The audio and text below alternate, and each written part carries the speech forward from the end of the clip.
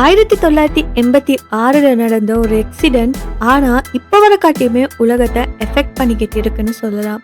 So அதுதான் Chernobyl nuclear டிசாஸ்டர்னு சொல்லப்படுது. So இந்த சம்பவத்துக்கு அப்புறமா உலகத்துல நிறைய விஷயங்கள் நடந்திருக்கு.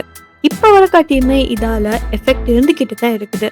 ஸோ இந்த நியூக்ளியர் டிசாஸ்டருக்கு பின்னால் இருக்கக்கூடிய சில ஸ்ட்ரேஞ்சான எஃபெக்ட்ஸ், மிஸ்ட்ரி அண்ட் அதுக்கப்புறமா என்னெல்லாம் மாற்றங்கள் நடந்துக்குது, இதெல்லாம் தான் இன்னைக்கு இந்த வீடியோவில் நம்ம பார்க்க போகிறோம். ஸோ இந்த வீடியோவை ஸ்கிப் பண்ணாமல் எண்ட் வர பற்றி பாருங்கள். இப்போ வாங்க வீடியோக்குள்ளே போகலாம்.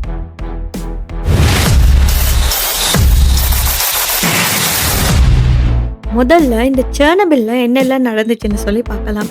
செர்னோபில்னு சொல்றது பார்த்தீங்கன்னா உக்ரைன் நாட்டில் இருக்கக்கூடிய ஒரு மின் நிலையம். இந்த மின் நிலையம் பார்த்தீங்கன்னா அணுசக்தியை பயன்படுத்தி மின்சாரம் தயாரிக்கிற இடமா இருந்திருக்கு. 1986 ஆண்டு ஏப்ரல் 26 நடு ராத்திரி நேரத்துல பாத்தீங்கன்னா இங்க வேலை செய்தவங்க ஒரு சோதனை பண்ண முடிவு பண்ணாங்க. அது என்னன்னா, மின்சாரம் திடீர்னு போயிட்டா அணு நிலையம் பாதுகாப்பா வேலை செய்யுமா இல்லையான்னு பார்க்க.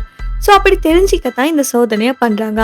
ஆனா இதால தான் ஒரு மிகப்பெரிய பிரச்சனையே ஆரம்பிச்சிச்சுன்னு சொல்லலாம். முதல் காரணம் பார்த்தீங்கன்னா, இந்த அணு நிலையத்தோட அமைப்பு சரியா வடிவமைக்கப்படலை. ரெண்டாவது, இங்க வேலை செய்தவங்க பார்த்தீங்கன்னா சில பாதுகாப்பு முறைகள் எல்லாம் நிறுத்திட்டாங்க. மூணாவது பார்த்தீங்கன்னா, அவசரமாகவும் கவனம் இல்லாமையும் இந்த முடிவை எடுத்திருக்காங்க. ஸோ இதெல்லாம் சேர்ந்து என்ன ஆச்சுன்னா, அணு இயந்திரத்துக்குள்ள வெப்பம் திடீர்னு அதிகமாகிடுச்சு. அதுக்குள்ள இருந்து அழுத்தம் கட்டுப்பாட்டை தாண்டிடுச்சு. ஸோ அதனாலே அடுத்த சில வினாடிகள்ல ஒரு மிகப்பெரிய வெடிப்பு நடக்குது. இது அணுகுண்டு வெடிப்பு கிடையாது. ஆனா அந்த வெடிப்போட அணு கதிர்வீச்சு பார்த்தீங்கன்னா வானத்துல பரவி போகுது. ஸோ இந்த கதிர்வீச்சு மனிதனோட உடலுக்கு, செடிகளுக்கு, மண்ணுக்கு எல்லாத்துக்குமே ரொம்பவுமே ஆபத்தானது அப்படின்னு அறிஞர்கள் எல்லாம் சொல்றாங்க. இந்த விபத்துல வெளியே வந்த கதிர்வீச்சு பார்த்தீங்கன்னா ஹிரோஷிமா சம்பவத்தை விட பல மடங்கு அதிகமான பாதிப்பை செலுத்திருக்குதாம். அதனால இந்த செர்னோபில் விபத்து பார்த்தீங்கன்னா உலகத்தோட ஹிஸ்டரியிலேயே மிகப்பெரிய அணு விபத்தா பார்க்கப்படுது. ஸோ இப்போ இந்த செர்னோபில் பற்றின சில உண்மைகளை பார்க்கலாம். இதில் முதலாவது சொல்ல போகிற விஷயம் பார்த்தீங்கன்னா ரொம்பவுமே ஆச்சரியமானதாக இருக்கும். இந்த செர்னோபில் விபத்து நடந்த இடத்தை சுற்றி இப்போ மனிதர்கள் இல்லை. ஸோ மனிதர்கள் இல்லாத ஒரு பகுதியாக தான் இருக்குது. ஆனால் இந்த இடத்துல விலங்குகள் வாழ ஆரம்பிச்சிருக்காங்க. ஆனால் அந்த விலங்குகள் எல்லாம் வழக்கமான விலங்குகள் போல இல்லையா. ஸோ அங்கே பார்த்த விஷயங்கள் என்னன்னா, 2 தலை கொண்ட தவளைகள், உடல் அமைப்பு கொஞ்சம் மாறின மாதிரி இருக்கக்கூடிய ஓநாய்கள், அளவுல கொஞ்சம் மாற்றம் அடைந்த பூச்சிகள் எல்லாம் இருக்குது. இப்படிப்பட்ட பல மாற்றங்களை பார்த்துருக்காங்க. இதுக்கு காரணம் என்னன்னா, இந்த அணு விபத்துக்கு அப்புறமா இந்த இடத்துல இருந்த கதிர்வீச்சால தான் இப்படியெல்லாம் நடந்திருக்கு. அதனாலே பிறக்கக்கூடிய குட்டிகள் உடல் வடிவத்துல, வளர்ச்சியில எல்லாம் மாறுபாடுகள் ஏற்பட்டிருக்கு. ஆனா இங்க ஒரு மிகப்பெரிய ஆச்சரியமும் இருக்குது. அந்த பகுதிகளில் மனிதர்கள் இல்லை. ஸோ வேட்டையாடுற வழி இல்லை, காடுகள் அழிக்கக்கூடிய வேலை இல்லை. அதனாலே இந்த விலங்குகள் எல்லாம் இப்போ பயம் இல்லாமல் சுதந்திரமாக அங்கே வாழ ஆரம்பிச்சிருக்குன்னு சொல்கிறாங்க. அடுத்த உண்மை என்னன்னா, இந்த செர்னோபில் விபத்துக்கு அப்புறமா உண்மையான வீரர்கள் யாருன்னா அவங்க தான் லிக்விடேட்டர்ஸ்னு சொல்லக்கூடியவங்க. இவங்க மொத்தமா பார்த்தீங்கன்னா 6 லட்சத்துக்கு மேற்பட்ட மக்கள் இருக்காங்க. இவங்க செய்கிற வேலை ரொம்பவுமே ஆபத்தானதுன்னு சொல்லலாம். ஸோ அவங்க அப்படி என்ன வேலை செஞ்சாங்கன்னா, இந்த விபத்து நடந்த இடத்துல அணுக்கதிர்வீச்சு பரவாமல் இருக்க அதை சுத்தம் செய்வாங்க. அது மட்டும் இல்லாமல் வெடிச்சு சிதறிய சில அணுப்பொருட்கள் எல்லாம் அகற்றுவாங்க. கட்டிடங்கள்ல மேல் மாடியில இருந்து ஆபத்தான துண்டுக்கள் எல்லாம் எடுத்து போடுவாங்க. இதெல்லாம் தான் இவங்களோட வேலையா இருந்துச்சு. முதல்ல இந்த வேலையை இயந்திரங்களை வச்சு தான் செய்ய முயற்சி பண்ணாங்க. ஆனா கதிர்வீச்சு அதிகமா இருக்கிறதால அந்த இயந்திரங்கள் வேலை செய்யாம நின்று போகுது. அதுக்கப்புறமா தான் மனிதர்களே அந்த இடத்துக்கு போக வேண்டிய நிலை உருவாகுது.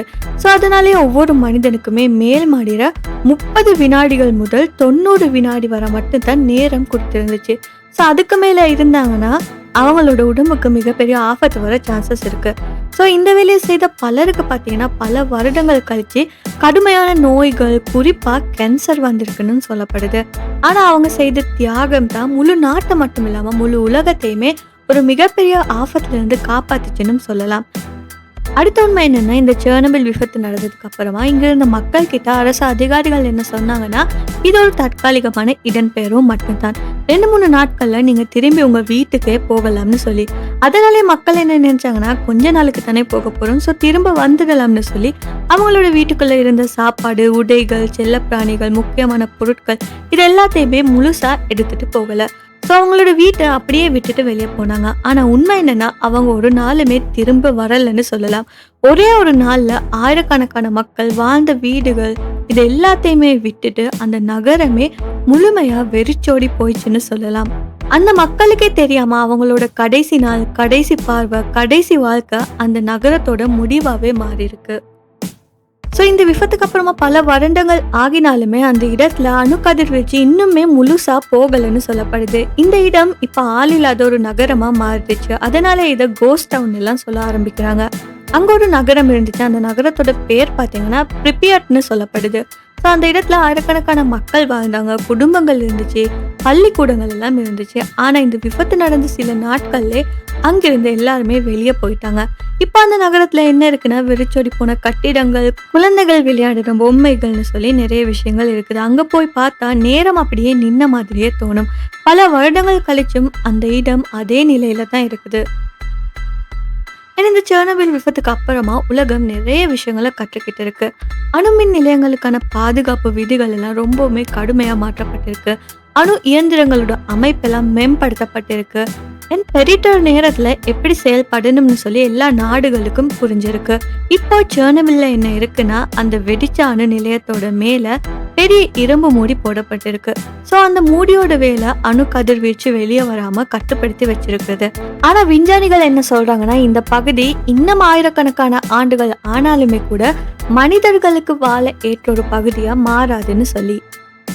ஸோ காய்ஸ், இந்த செர்னோபில் டிசாஸ்டர் நமக்கு என்ன சொல்லுதுன்னா டெக்னாலஜி பவர்ஃபுல்லாக இருந்தாலுமே கேர்லெஸ்ஸாக அதை ஹேண்டில் பண்ணினா அதுக்கப்புறமா ரொம்பவுமே டேஞ்சரஸாக மாறும்னு சொல்லி. ஸோ இது ஒரு டிசாஸ்டர் மட்டும் இல்லை, இது ஒரு ஹியூமன் மிஸ்டேக் ப்ளஸ் நேச்சரோட வார்னிங்காக இருக்குது.